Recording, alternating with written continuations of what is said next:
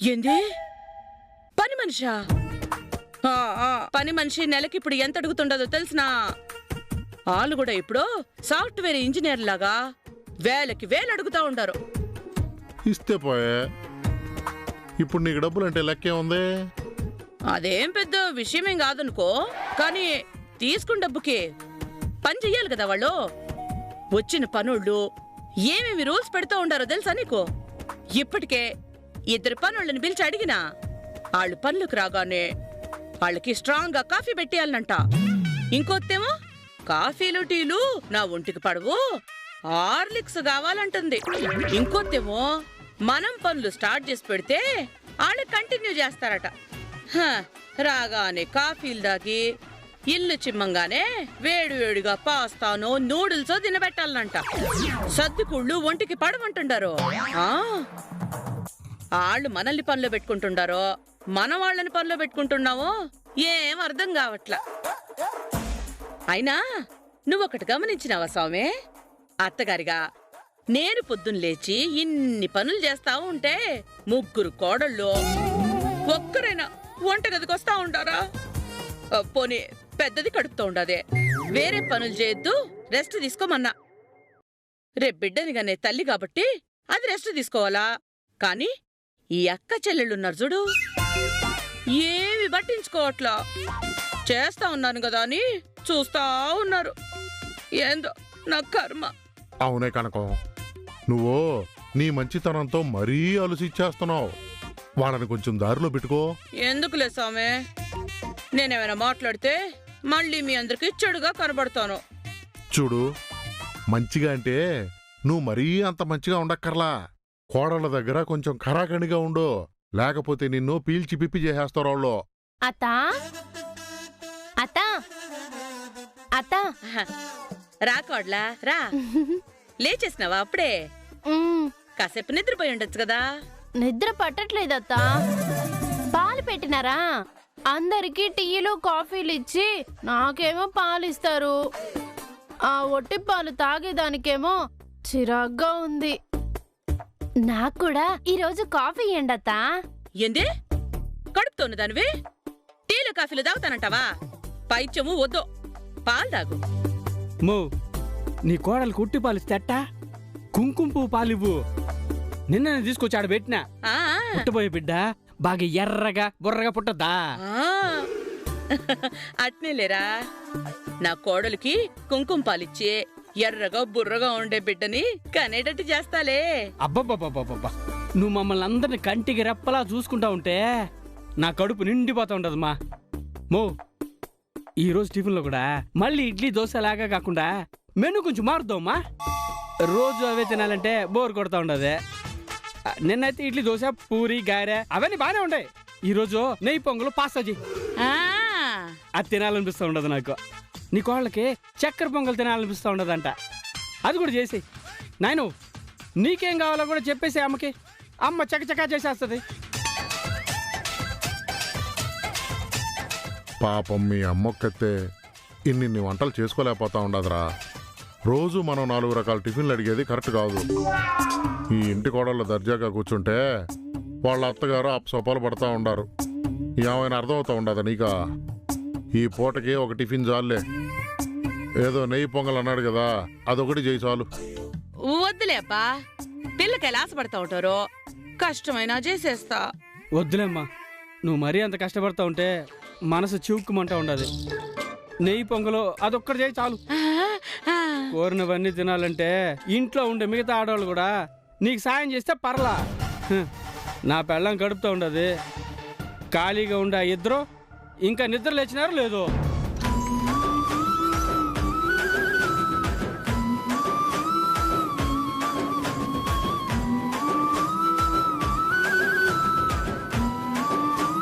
పురుషా పురుషా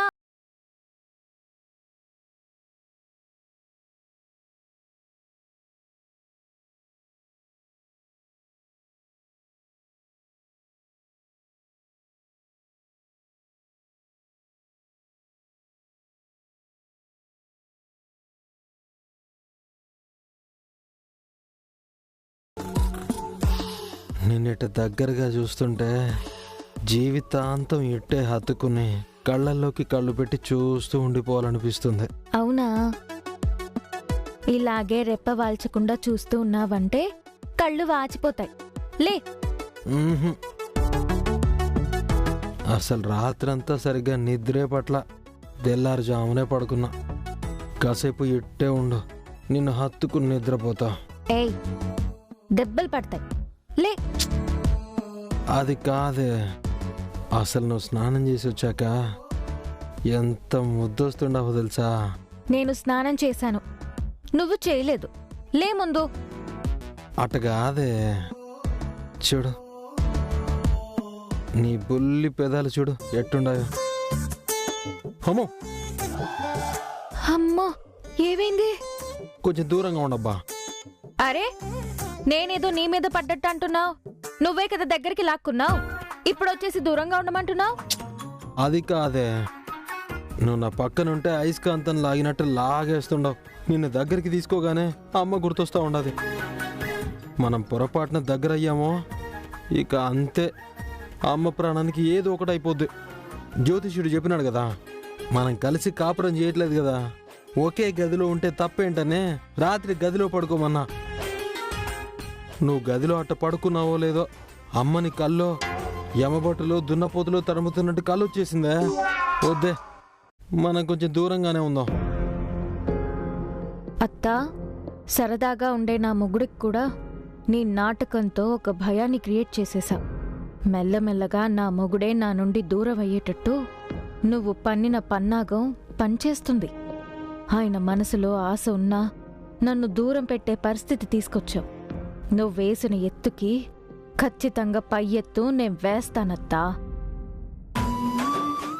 sorry గీత. పర్లేదు. సరే, నేను గబగబా స్నానం చేసి వస్తా, నువ్వు రెడీ అయ్యిండు, పోదాం. ఎక్కడికి? ఏంది, మర్చిపోయినావా? ఈరోజు సోమవారం. పంతులు ఏం చెప్పినాడు? ఈ దోషాలన్నీ తొలగిపోయి మనం సుఖంగా కాపురం చేసుకోవాలి, అమ్మ ప్రాణాలు నిలబడాలంటే ప్రతి సోమవారం, శుక్రవారం, శనివారం దీక్ష చేయమన్నాడు కదా. మనం ఆ అమ్మవారి గుడికి పోవాలా. ఈ పసుపు చీర ఇదంతా రెడీ చేసి పెట్టేశా, నువ్వు రెడీ అవ్వు, నేను పోయి స్నానం చేసి వస్తా. అత్తా, స్లో పాయిజన్ లాగా నీ ఆలోచనలు బాగా ఇంజెక్ట్ చేశావు. ఇప్పుడు దీన్ని ఎలా దెబ్బతీయడం? అసలు నాకు ఏ దోషము లేకపోయినా కూడా పరిహారాలు చేసుకోవాల్సి వస్తుంది. అత్తగారు వేసిన పథకాన్ని ఇప్పుడు ఎలా ఎదురు దెబ్బతీయడం? ఓ, రండత్తా రండి. ఇప్పుడే మిమ్మల్ని అలా తలుచుకున్నానో లేదో ఎంటర్ అయిపోయారు. రండి. నన్నిప్పుడు తలుచుకునేదేందే? జీవితాంతం ఒక్కో క్షణం ఈ కనకరత్నంతో అనవసరంగా పెట్టుకున్నాను తండ్రో అని ప్రతి క్షణం గుర్తు చేసుకునేటట్టు చేస్తా. ఇప్పుడేమైంది అది? చూసినావు కదా, నువ్వు నిన్న గదిలో నా కొడుకుతో ఉంటే ఎట్లా బయట పడుకోబెట్టినాను. మీ అబ్బాయి మనసుకి తగిలేటట్టు బానే యాక్ట్ చేశారు. మీకేమైపోతుందో నన్న కంగారులో పాపం ఆ మనిషి నన్ను వేరుగా పడుకోబెట్టారు. ఏదేమైనా నిన్నటి వరకు మీరే గెలిచారత్తా. నిన్నటి వరకు కాదు, రేపు గెలవబోయేది కూడా నేనే. లేని దోషాలు అంటకట్టి నువ్వు దీక్షని చేపట్టేటట్టు చేసిన. చూసినావా, ఇప్పుడు నువ్వు సచ్చినట్టు పసుపు చీర కట్టుకొని రెడీ అయిపోయినావు. ఇక నుంచి 3 నెలల పాటు నెలకి వారానికి 3 రోజులు ఒంటిపూట భోజనం, నేల మీద నిద్ర. అమ్మవారి దీక్ష పేరుతోటి నానా తిప్పులు పడాలి నువ్వు. అత్తా, మనం ఒకటి తలిస్తే దైవం ఒకటి తలుస్తుంది అంటారు. మీరొకటి తలుచుకున్నారు, మరి దైవం వేరేది తలుచుకోవచ్చు కదా. దైవం వేరే తలుచుకునేదేందే? నిన్నే దైవం పేరుతో ఇరికించేస్తా. అదే అత్తా, ఇప్పుడు పిల్లి ఎలకతో చెలగాటం ఆడొచ్చు, కానీ మన మనుషులు మాత్రం దేవుడితో చెలగాటం ఆడకూడదు. ఇప్పుడు నన్ను అమ్మవారి పేరు చెప్పి ఇరికించారు, కానీ అమ్మవారు చూస్తూ ఊరికే ఉంటుందా? తిరిగి మీకు ఏదో ఫిట్టింగ్ పెట్టదు. ఎందుకు అనవసరంగా దేవుడి పేరు చెప్పి నన్ను ఇబ్బంది పెట్టి నన్ను బయటికి గెంటాలని చూస్తున్నారు? మీరు ఎన్ని ఇబ్బందులు పెట్టినా నేను నా భర్త నుండి వేరు కాను, ఎక్కడికి వెళ్ళను. ఎట్టా పోవో నేను చూస్తా. అది చూస్తాను. అమ్మా ఈయన ఉండవా? సరే, నేను గీతను తీసుకుపోయి గుడికి పోయేసి వస్తా. అమ్మవారి గుళ్ళో చేయాల్సిన దీక్షలు అవి ఇవి ఉన్నాయి కదా. పద గీత. ఉరి ఉరి, నా కోడలు కష్టపడి అమ్మవారికి అన్ని దీక్షలు చేస్తా ఉంటే నేనింట్లో మనశ్శాంతిగా ఎట్ట కూర్చునేది? పదండి, నేను కూడా వస్తా.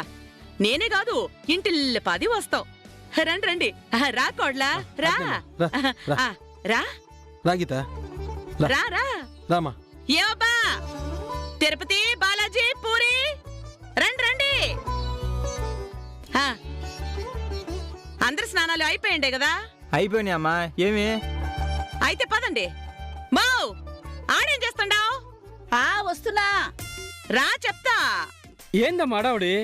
ఏం లేదురా, మన గీత తన కాపురం నిలబెట్టుకోవడం కోసం, నా కొడుకు సుఖం కోసం, దానికుండే దోషాలన్నీ పరిహారం చేసుకునేదానికి అమ్మవారికి దీక్ష చేపట్టాలనని స్వామి చెప్పినాడంట కదా. ఇప్పుడిళ్ళు గుడికి బయలుదేరుతా ఉండారు. కోడలొక్కతే పోయి అక్కడ అమ్మవారి దీక్షలు చేస్తూ నానా తిప్పులు పడతా ఉంటే మనం మాత్రం ఈడే ఉంటే ఎట్టా? అందుకని మనం కూడా పోయి మనం కూడా గీత దగ్గరే ఉండి అన్ని విషయాలు తూచా తప్పకుండా పాటించేటట్టు చెయ్యాల. మనం అక్కడ లేకపోయినాం అనుకో, గీత సరిగ్గా దీక్ష చేయలేదనుకో, మళ్ళీ వీళ్ళ కాపురాలు సరిగ్గా నిలబడవు.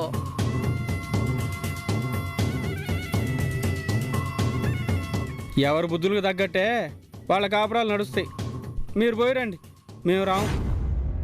అవునత్త, నాకు కూడా కడుపులో తిప్పుతున్నట్టుగా ఉండదు. మేం రాలేము, మీరు పోయిరండి.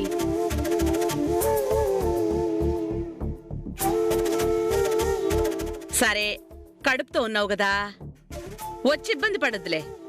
రే తిరుపతి, నువ్వు లెక్క ఇంట్లోనే ఉండండి, మేమంతా పోతాం. అందరం దేనికి? ఏందప్పా, నా కొడుకు కోడలు సుఖంగా ఉండాలంటే పెద్దోళ్ళు మనం దగ్గరే ఉండి ఆ దీక్షలవి ఇవి చేయించాలి కదా. రండి రండి పోదాం. ఏ పూరి, పదా. నీ చెల్లి జీవితం చక్కదిద్దాలనంటే నువ్వు కూడా దగ్గరుండి నీ చెల్లెలు చేసే దీక్షలన్నీ చూడాల. అమ్మవారి దీక్ష ఎంత నిష్ఠగా చేస్తదో, ఎన్ని కఠిన దీక్షలు చేస్తదో మీరు కూడా చూడండి. రామ్మ పోదాం, పదకోడ్లా. నేనున్నాను కదా, దగ్గరుండి అన్ని దీక్షలు చేయిస్తా. రా రా రా రా రా రా. గట్టి స్కెచ్చే వేశావు కదత్తా. సరే పద, అన్నిటికీ ఆ అమ్మవారే ఉన్నారు. రా. మీరు వెళ్ళి బండి అక్కడే, నేను గుడ్ల మాకు వస్తా.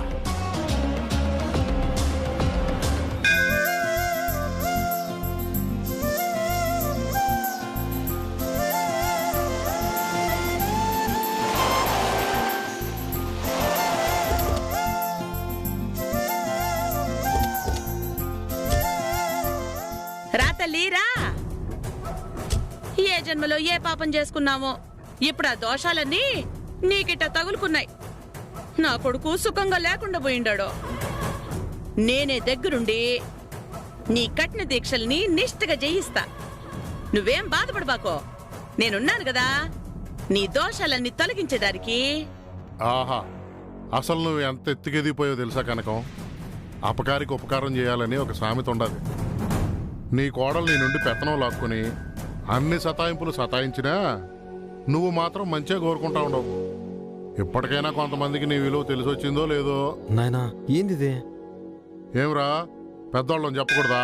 సర్లేరా, నోరు మూసుకొని పడుండాలా. పదండి. ఆ ఈ మెట్ల కాడ్నుంచే పూజలు మొదలు పెట్టాలా? ముందు ఈ మెట్లకి పసుపు రాసి బొట్లు పెట్టాలి.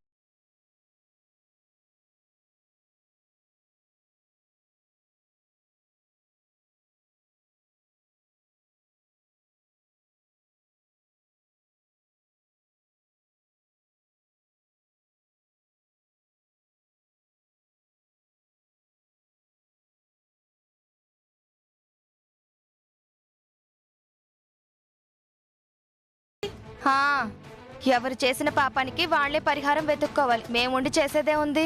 నువ్వు పద బాలాజీ.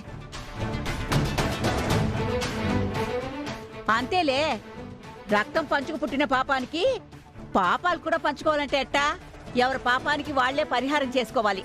నువ్వు కాని అమ్మా. కానీ కానీ ఇంకా చాలా ఉండేవి కదా. అంగ ప్రదక్షిణ,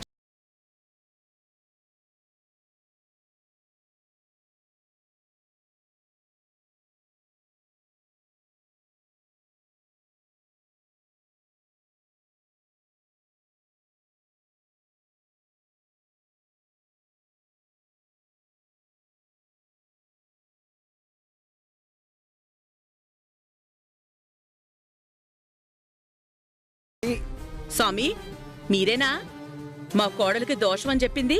అవునమ్మా. సరే స్వామి, మీరు కూడా ఉండండి, దోష పరిహారం చూద్దురు. అలాగే అమ్మా. నీలాంటి వాళ్ళ వల్ల మంచి వాళ్ళ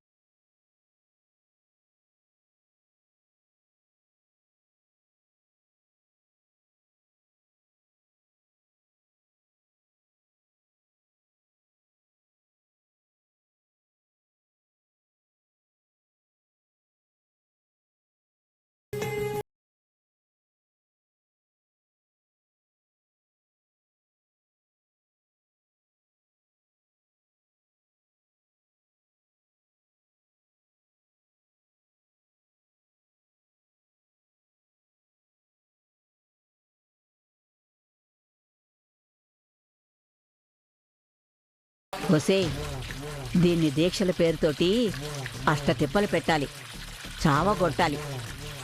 అందుకే కదే నేనొచ్చింది. అయిపోయిందా? దేవుడికి దండం పెట్టుకుని పొర్లు దండ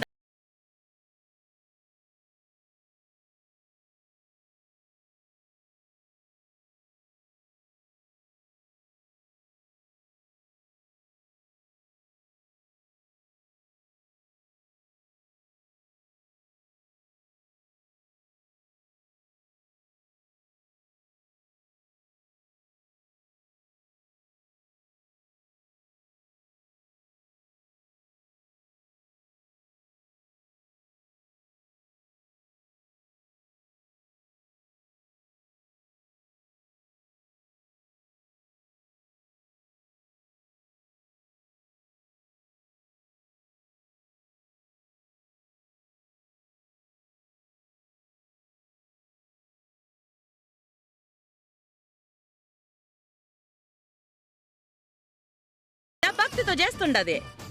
దోషాలు పోయి మీరిద్దరు సంతోషంగా ఉండడానికే కదా ఇవన్నీ చేసుకుంటుండేది.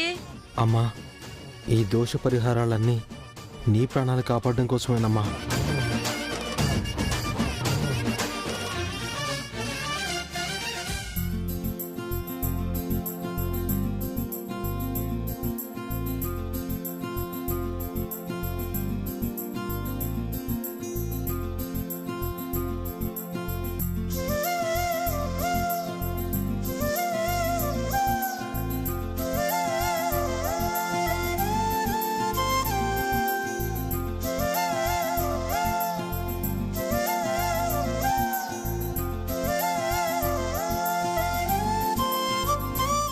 అరే, అల్లుడు అమ్మాయి ఉన్నారు ఇక్కడ. ఎవరు? ఎక్కడ? అదో స్వామి, నా పెద్ద కూతురు చిన్నల్లుడు. పెద్ద కూతురు చిన్నల్లుడా? అదేంది సెల్వి? అంతే కదా స్వామి మరి. ఇదేమో పెద్దదై పుట్టి చిన్నోన్ని పెళ్లి చేసుకుంది, చిన్నదేమో పెద్దోన్ని పెళ్లి చేసుకుంది. ఇలాగే కదా చెప్పుకోవాలి వరుసలు. సరే సరే, పద పలకరిద్దాం. పద స్వామి. పురి అమ్మా, ఏమత్తా గుడికి వచ్చినారా? గుళ్ళోకి వచ్చిన తర్వాత గుడికి వచ్చినారైంది స్వామి.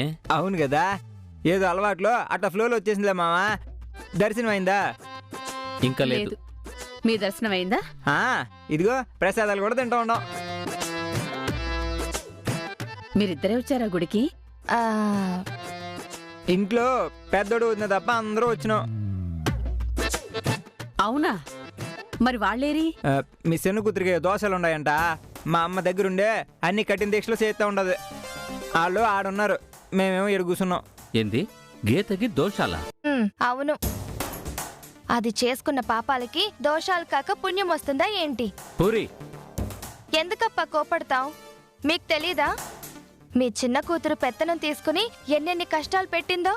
ఏయ్, నువ్వు నోరు మూసుకోవే. ఎప్పుడే మాట్లాడాలో తెలీదా?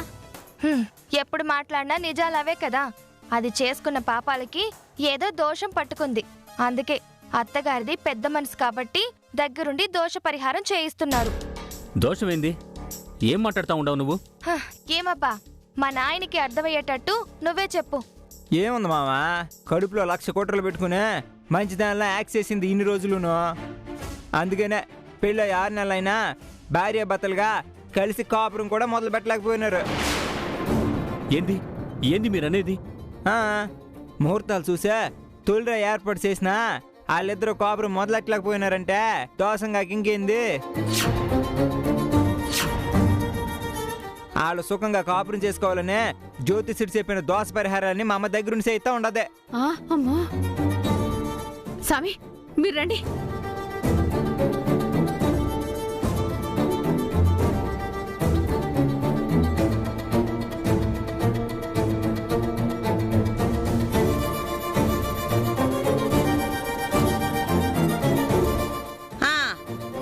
చేతిలో కర్పూరం వెలిగించి గుడి చుట్టూ 9 ప్రదక్షిణలు చేయించండి. అంతేనా పంతులు గారు? అంతేనమ్మా. రండి రండి రండి. పద.